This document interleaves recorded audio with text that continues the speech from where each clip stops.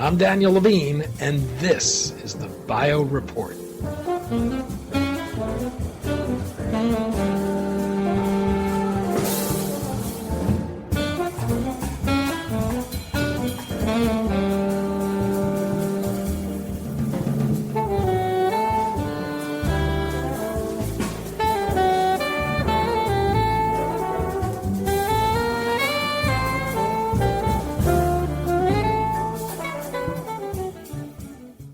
Real-world data promises to provide insights that lead to better therapies, change how we treat diseases, and improve outcomes for patients. One of the limits of realizing the benefits from all of the health information we're swimming in is the lack of access to high-quality data in a usable format.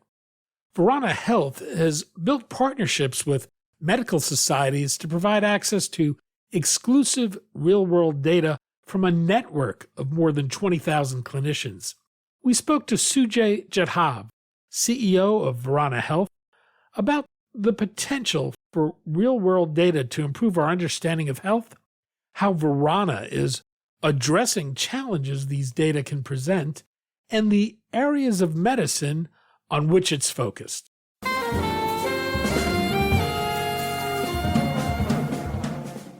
Sujay, thanks for joining us. Thank you, Danny, for allowing me to join the Bio Report. We're going to talk about real-world health data, Verana Health, and its efforts to provide actionable insights from this data to improve care to patients. Perhaps we can begin with the data landscape today and how it's changing. We're swimming in data, but it's not always accessible or formatted in ways that it can be best exploited. What's the opportunity today to make use of real-world data and advance therapeutic development and improve outcomes for patients? Yeah, no, great question. And I would say that when you look at data and the overall opportunity, I'll say I think the industry, particularly the last couple of decades, has done a really good job of digitizing healthcare data, patient data. And while a lot of people critique it, I think we've made slow and steady progress on that. And a lot of reasons why it's been slow and steady. Part of it is privacy reasons. Part of it is technology adoption reasons.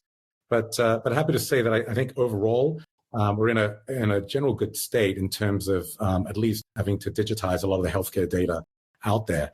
I'd say that what has definitely helped, particularly in the last decade or so, is sort of the advent of the EHR systems there and being sort of the system of record for documenting what happens in the office of the physician, and sort of with that, now we're documenting what happens there, patient care dynamics in a much better way, and then that has helped allow sort of the advent of actually real world data being available to help improve quality of care and insights across the drug life cycle. And so we're seeing sort of an acceleration in terms of leveraging real-world data to help improve quality of care across all different types of dimensions in the office of the physician, to also leveraging this data to help provide insights across the drug life cycle, everything from helping out in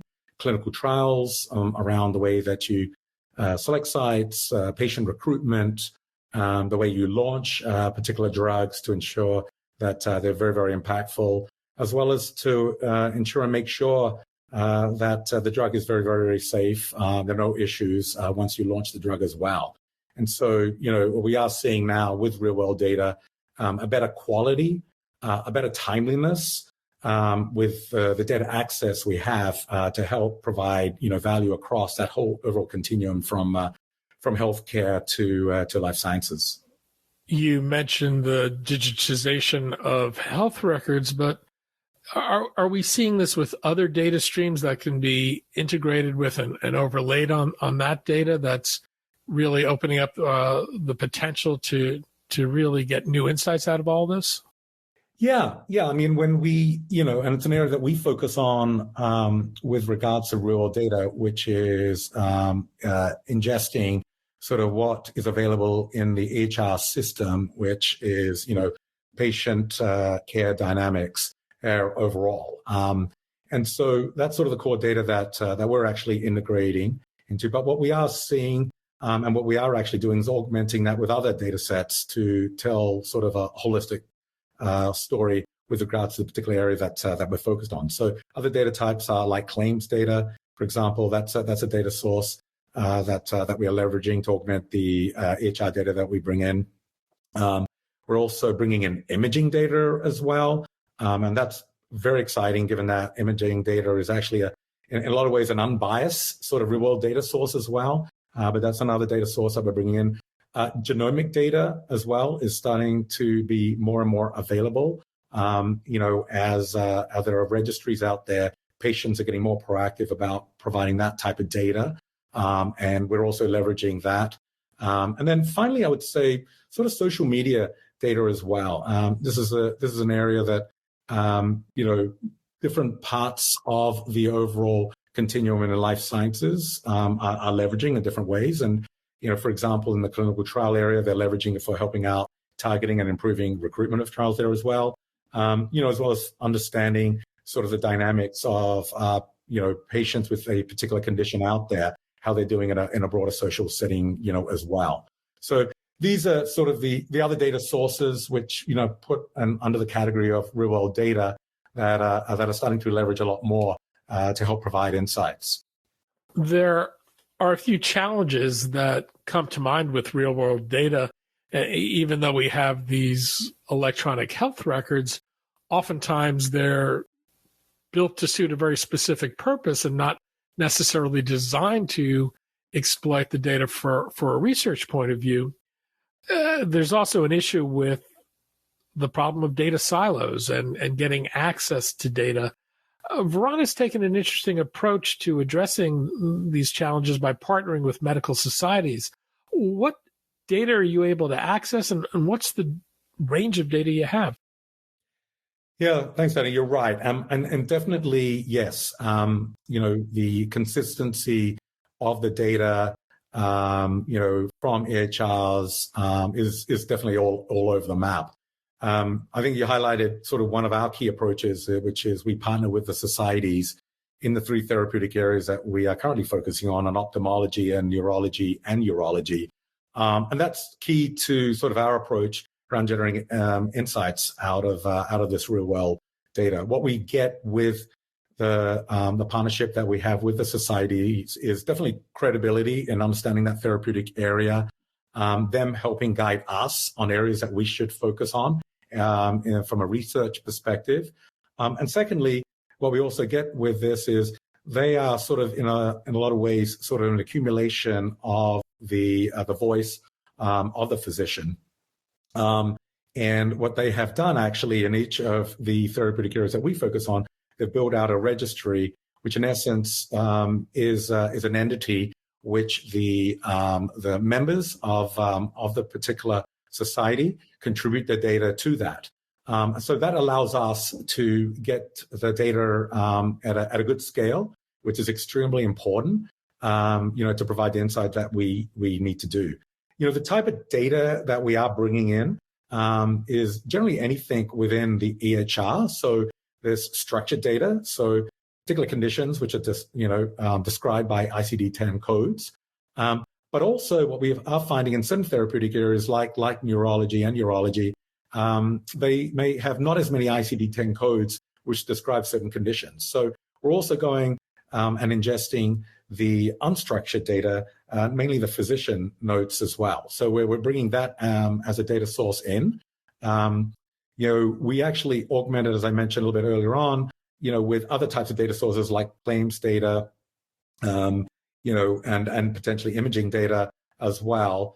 And then we go through a curation process where we output these, what we call them Q data modules, which in essence are cohorts of patients with a particular disease type, which then can be leveraged by life sciences companies to help improve research, overall. So while the core data that we are bringing in is EHR data, we also, via the society relationships, have access to other data types like imaging data, and we're also extending that further into other data types like claims data and genomic data as well. And you mentioned physician notes. Does that imply you're using some kind of natural language processing? Yeah, you're spot on there, Danny. What we're doing is we are, leverage natural language processing techniques to actually ingest the physician notes. We then have a set of machine learning models that we have deployed by each disease area within the therapeutic areas that we focus on. And then these models, we train them with the data that we are getting, the unstructured data and structured data, by the way, to then help come up with a structured data cohort, which is described by key medical variables, which are important to describe that particular disease. But core to that is, leveraging NLP techniques with machine learning models. What we are also doing is looking to extend that to also see how we can leverage large language models as well as part of the overall curation process.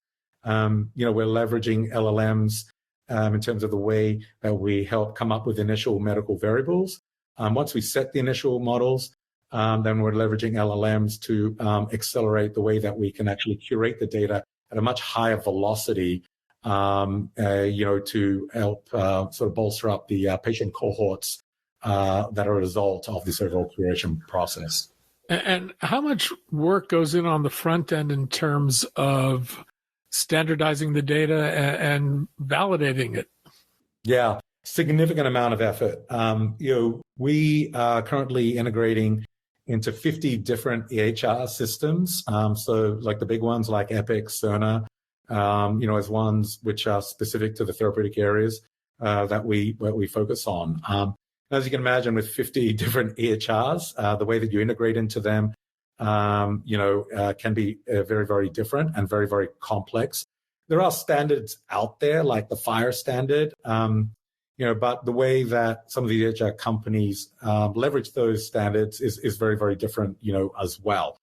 So, we've built a very large infrastructure over the last 4 to 5 years to actually integrate into all these different EHR systems. We then take that data, we then go through an extensive normalization process there where we do initial standardization. We actually then provide an output of that back to the physicians. We allow the physicians to look at their own patient data. We provide that in a structured fashion.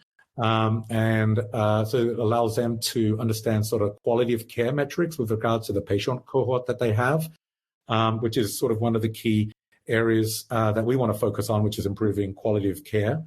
We then provide an output of this data to societies in a more aggregated fashion. Societies like to do a lot of research.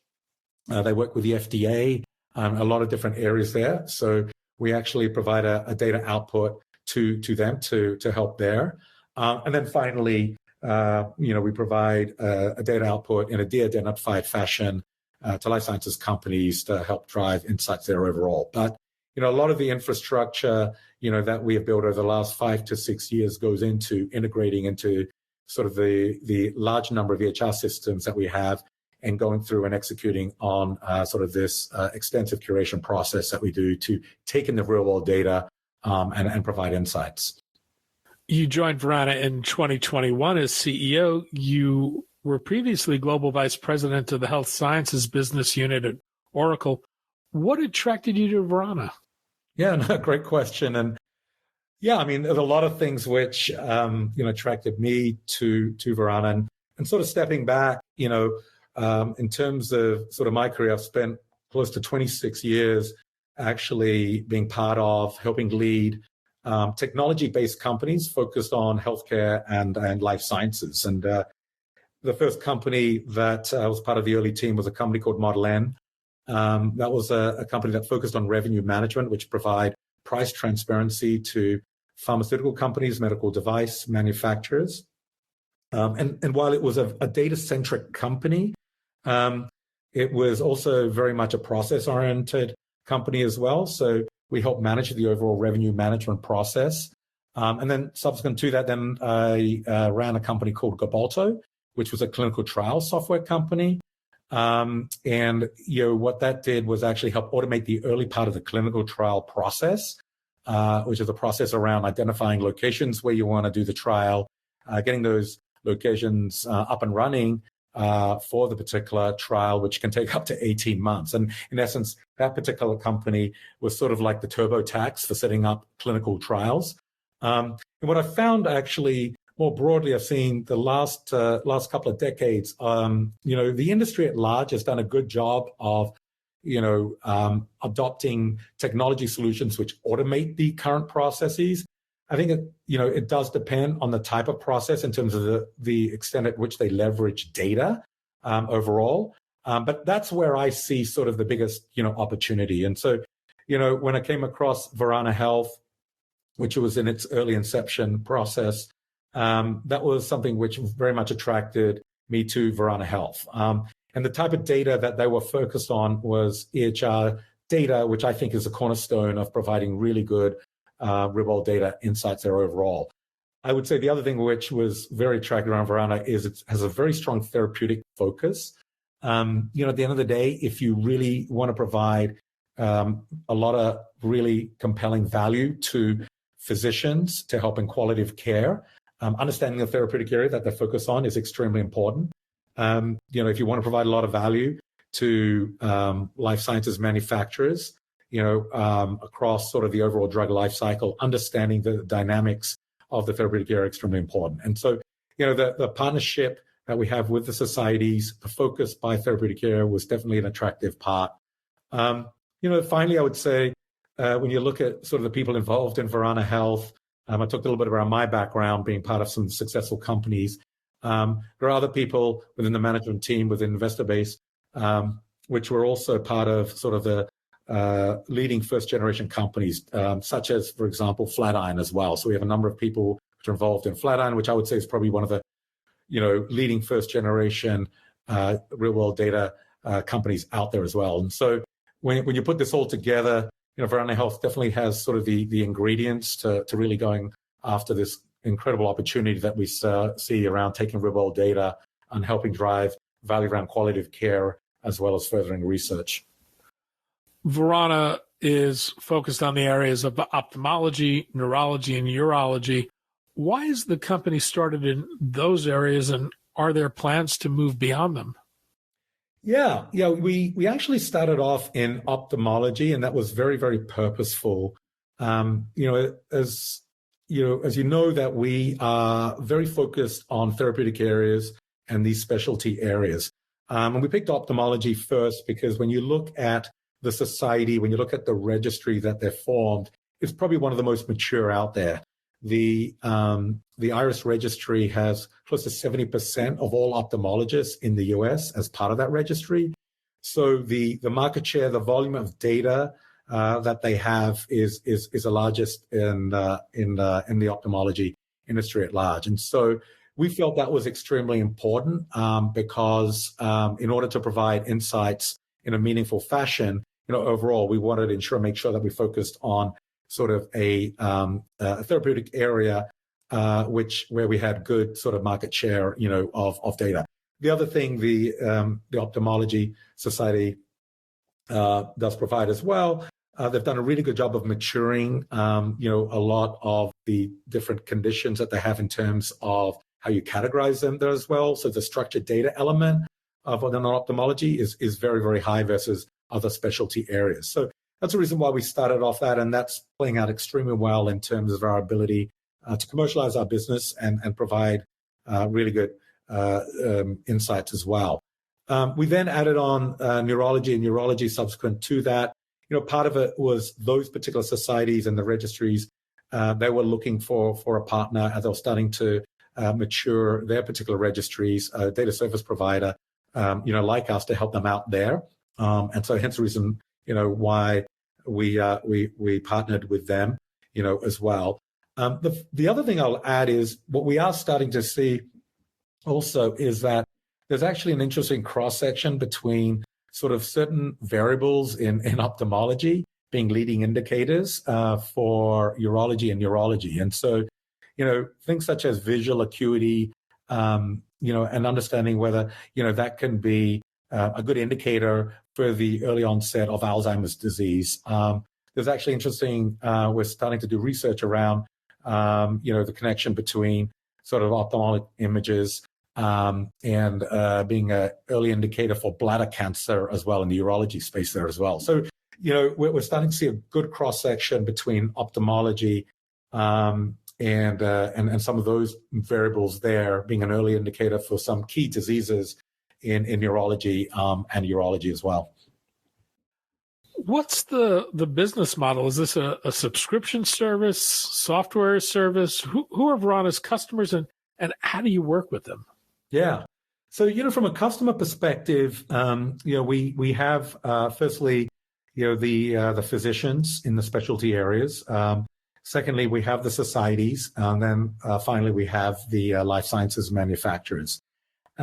With both the the physicians and the societies, they actually don't pay for our particular service and offering that we provide, and we provide a quality of care service offering to the physicians, and we do that for free. We then provide sort of an output of the accumulation of the data to the societies to further research. We actually do that for free. And so the revenue model really picks up with life sciences manufacturers.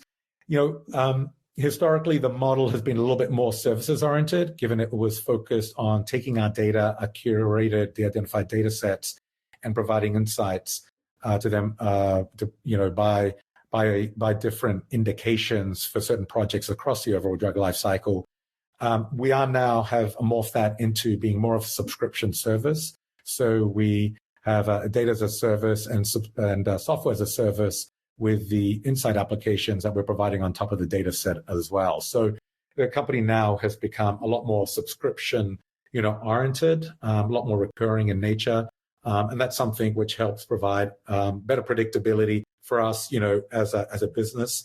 It also provides flexibility to our life sciences customers in that they can subscribe to the data set and they can leverage it to provide insights and self-service that data set, depending on what area is important for them across the overall drug life cycle. And does the system require any specialized knowledge or training for an end user to make use of? Yeah, it's actually very, very minimal. We have a dashboard which provides quality of care to the physician. That's something we've spent a couple of years designing, ensuring and making sure that it's very much out of the box. And that's something we have deployed. And so, it's very easy to use for either physician or their assistants there. With regards to the societies and the pharmaceutical companies there, they can actually, take our data either directly, and usually in that particular case, there's, some requirements, some technical expertise, but usually these type of companies, such as Big Pharma, they have armies of people, data science people, technology people, which you can take in this data, given they take the data sources from multiple different areas there as well. But, we do have sort of biotech companies out there which may not, be that sophisticated and want to take the data directly. And so, I have a services group which works with them to take our data sets, to actually configure it to help provide those particular insights there. So, as you can sense, for the physicians, we very much oriented our product to be a lot more out of the box. For the life sciences companies, we can flex depending on the sophistication of the type of customer for that segment. And are there ways a drug developer can integrate their own data with the data that they're getting from you? Yes, absolutely. And as I said a little bit earlier on, we do that. We integrate data with other data sources like claims data, like imaging data as well. But we also have some very large life sciences customers out there which have their own data sources as well. And so a lot of them actually procure data directly, from us. And then they actually, augment that with other data types. We actually also tokenize our data sets there. So that allows them given it is de-identified data that we have, but we do have a tokenized system there, which allows them to mix in other data types, as well, a lot more efficiently and a lot easier as well. And so, yes, we have many customers which integrate data, put it into their own data warehouses, because some of them are working on proprietary insights, and that's something that we're happy to support from a flexibility perspective. Your data is used in many ways, but I'm wondering if you could walk us through a few of the primary applications and give a sense of how it improves or accelerates the work of the end user and what problems it's solving. The first area I wanted you to talk about is clinical trial design. Yeah, absolutely. And so, in terms of sort of the output of our data, the Q data modules, they're leveraged for different types of insights across that overall drug life cycle. And I think you highlight the one which, is commonly used in the trial arena, which is around sort of study design. And so, we work with a lot of pharmaceutical companies where, in essence, what they do is they use, their inclusion-exclusion criteria on our particular Q data sets that we have. And then what that does is it helps, output sort of what the patient population will be using those inclusion-exclusion criteria. And then it allows them to actually change that particular criteria to get a sense before they actually kick up the trial, how easy will it be to recruit the patients. And so that's something which is definitely differentiated, given historically, as you probably know, the way this process was done. They would design the trial, then they'll go to sort of a lot of these academic medical centers, practices which have research experience, and say, hey, look, we'd like you to do the trial. Then they'll find out after the fact that they may not have had the patients. So given we have the number of patients in a de-identified fashion, and we give them the flexibility to actually use inclusion-exclusion criteria, we can circumvent that particular issue. And so that's an area that we focus on a lot on the trial side. We do a lot of work on site selection as well. Just recently, in fact, we just finished the project, which was actually more of a rescue trial, where they actually were behind on recruitment, and so we had five weeks where they need to actually kick up recruitment, accelerate it to meet sort of their phase 2 goals overall. And what we managed to do, and this is sort of in the ophthalmology space in the wet AMD arena, we managed to actually highlight 31 sites which they did not think about originally, and then we yielded close to that same number in terms of patients for the particular clinical trial, and allowed them to sort of hit sort of the recruitment goals in line with the original plan, where they were having issues prior to us doing that. So that's one that we do a lot of work. Actually, we do a lot of work around rare diseases there, as well, given the large data set that we have. We also do a lot of work around, sort of in the post-launch arena, understanding sort of the effects of the drug, ensuring and making sure that the benefits are in line with the actual clinical trial results that we have. And so we do a lot of post-marketing studies, given, we're bringing in this real-world data, patient data, almost close to real times. And so, we've done a number of projects, particularly in the ophthalmology space there, with Novartis, as an example, with their Bovu drug there. Post sort of the launch of that, we actually took real-world data, understood the patients and the benefits they were getting, and found that they were actually yielding the same benefits, and helped validate sort of the work that they were doing, the effects of the clinical trial that they had. And also making sure that sort of there weren't any safety issues, which was definitely the case with that particular example as well. Patient recruitment can be a real stumbling block for drug developers, particularly in the rare disease arena. This is de-identified patient data. How does a company use it to recruit patients? Yeah.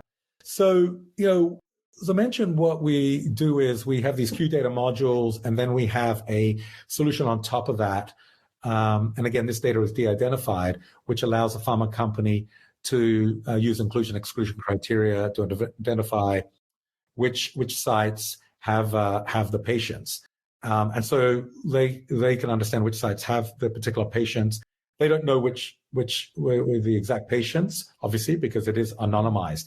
But once they identify which site has it, then they can contact that particular site and say, hey, look, are you interested in this particular trial? Because this could be a good fit for you. If the site then says, yeah, this looks interesting, then what we do is we help support the site because we have access to the identifiable data because the physician has access to that, and we can direct them to which patients would be a good fit for the particular trial. So we also have an application which is physician facing, which allows them to leverage sort of their EHR data set that they have to understand which patient is a good fit for a particular trial. So that whole matching, we're involved in that matching, so helping the pharma company identify which sites and locations are a good fit for them. Once they identify that, we then can help them, work with them in concert to contact the particular site and the physician, the principal investigator. If they're interested in it, then we can help them actually identify which patients are a good fit for them to make it easier on the physician to participate in the trial. And this obviously translates into great efficiency gains for the physician, which is extremely important given how busy they are, but also reducing timelines in terms of recruiting and also costs as well. Companies also use your data for their commercial strategies. I know many companies rely on claims data for that, but are you able to get different insights through the data you're using? What role does the Verana platform play with regards to commercial strategies? Yeah, absolutely. And you're right. Claims data historically has been used a lot for commercial insights overall. And, we actually augment our data with claims data, but we definitely provide a different level of insight. And it's really under the banner of sort of two key themes. Firstly, sort of better quality and reduced time latency as well. So some of these other data types out there, typically by the time you get the data can be multiple months, and it's very much based on structured data. So I talked a little bit around the data that we bring in is both structured and unstructured data as well. So the level of, sort of medical variables that we're solving for is at a different level to some of these other data sets out there. And so that's very helpful, in terms of providing sort of good commercial, insights as well. And then, particularly in a commercial setting, understanding as quickly as you can, as close to real time, how are your market share dynamics, playing out? What are the switch dynamics of that? Historically, these data sources have taken multiple months. This is something that we can provide within a matter of days there overall. And that's very, very helpful from a commercial perspective, given every day can be very meaningful in terms of how much marketing spend that you have, where to direct your resources to get the best impact, out of, the particular drug that you have in the particular market. So, this is something that we focus a lot on, given it's a key use case for us. And, in ophthalmology, as an example, we do a lot of work in the anti-VEGF arena there. There are a lot of branded, sort of procedures out there, which, we help provide insights. But now with biosimilars coming into market there, with them coming in, understanding those switch dynamics, helping, those biosimilars also understand sort of which areas that they should focus on, where the unmet need is as well.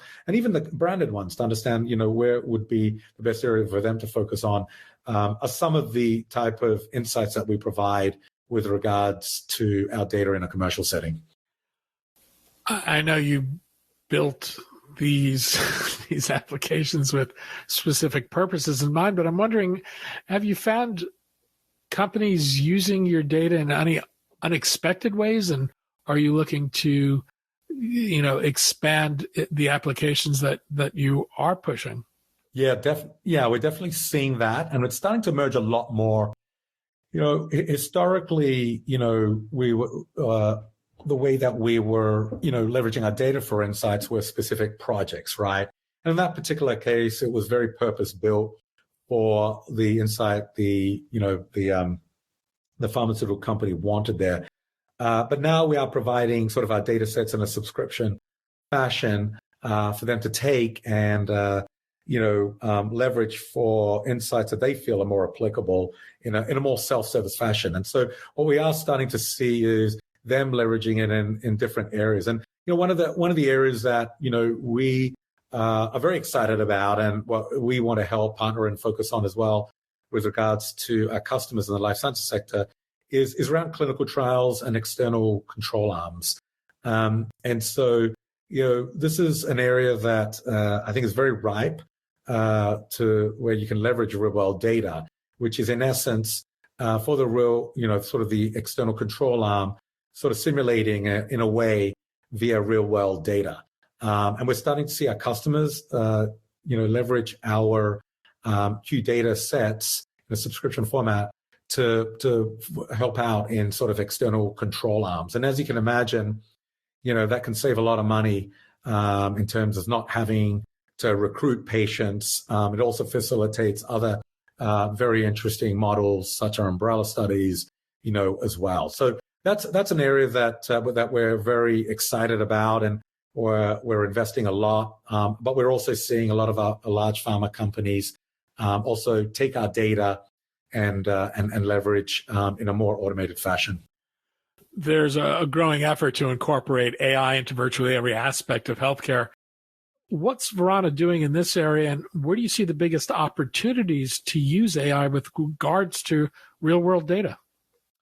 Yeah, I mean, across sort of the customer segment that we focus on, which is very, very broad, we definitely see a lot of uses for AI, which can dramatically improve the way people do business. And so, for example, when you look at physicians, the way that we actually help surface up sort of the quality metrics, the fundamental baseline is machine learning techniques to do that. So, for these physicians, we're helping, provide targeted sort of quality metrics for that particular physician to understand how their quality of care is due. And then, that allows them to know where they can focus on to improve quality of care.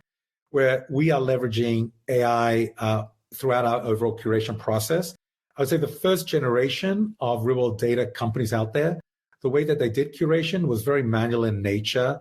They would ingest the data. They would then have an army of nurse practitioners which would label that data.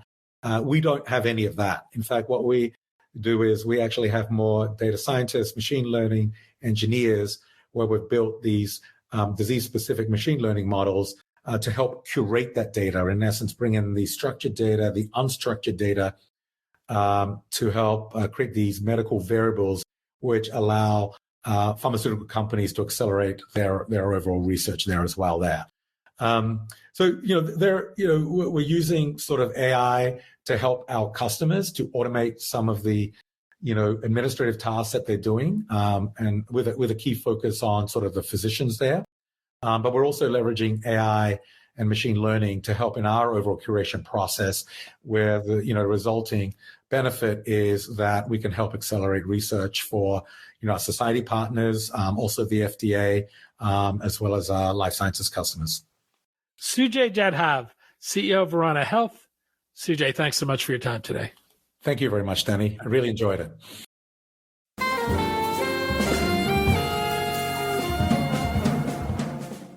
Thanks for listening. The Bio Report is a production of the Levine Media Group. To automatically download this podcast each week, subscribe to our RSS feed or through iTunes or other podcast manager. To join our mailing list, go to levinemediagroup.com. We'd love to hear from you. If you want to drop us a line or are interested in sponsoring this podcast, send an email to danny@levinemediagroup.com. Special thanks to Jonah Levine, who composed our theme music, and the Jonah Levine Collective, which performs it.